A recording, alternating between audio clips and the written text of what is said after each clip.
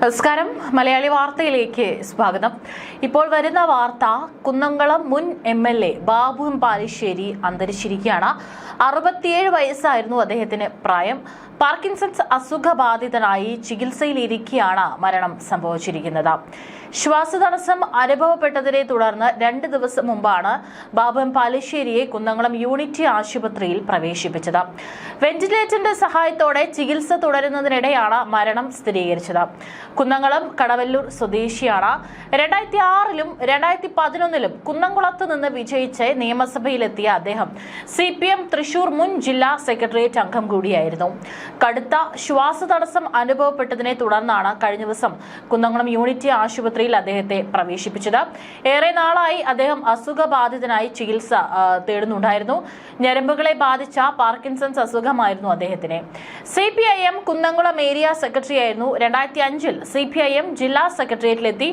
DYFIയുടെ ജില്ലാ സെക്രട്ടറി, സംസ്ഥാന ജോയിന്റ് സെക്രട്ടറി, CITU ജില്ലാ vice president, Kerala Karate Association ജില്ലാ പ്രസിഡന്റ് എന്നീ നിലകളിലും പൊതുരംഗത്ത് നിറഞ്ഞു നിന്ന് പ്രവർത്തിച്ചിട്ടുണ്ട്. CPMന്റെ ഒട്ടേറെ പ്രക്ഷോഭങ്ങൾക്ക് നേതൃത്വം നൽകി. പോലീസിന്റെ ക്രൂരമായ ലാത്തി ചാർജിനും ഇരയായിട്ടുണ്ട്. സാംസ്കാരിക രംഗത്തും തിളങ്ങിയ ബാബു പാലിശ്ശേരി നാടകത്തിലും സിനിമയിലും അഭിനയിച്ചിട്ടുണ്ട്. ലൈബ്രറി കൗൺസിൽ ജില്ലാ പ്രസിഡന്റായി പ്രവർത്തിച്ചു. ഒട്ടേറെ ട്രേഡ് യൂണിയനുകളുടെ ഭാരവാഹിയായി. 1989-ൽ കടവല്ലൂർ പഞ്ചായത്ത് അംഗമായി തെരഞ്ഞെടുക്കപ്പെട്ടിട്ടുണ്ട്. കുന്നംകുളം മണ്ഡലത്തിൽ നിന്നും 2006-ൽ ജില്ലയിലെ ചരിത്ര ഭൂരിപക്ഷത്തോടെ ആദ്യമായി നിയമസഭയിലെത്തി. 2011-ൽ തിളക്കമാർന്ന വിജയം ആവർത്തിച്ചു. MLA എന്ന നിലയിൽ കുന്നംകുളം മണ്ഡലത്തിൽ ചരിത്ര വികസനമാണ് നടപ്പാക്കിയത്.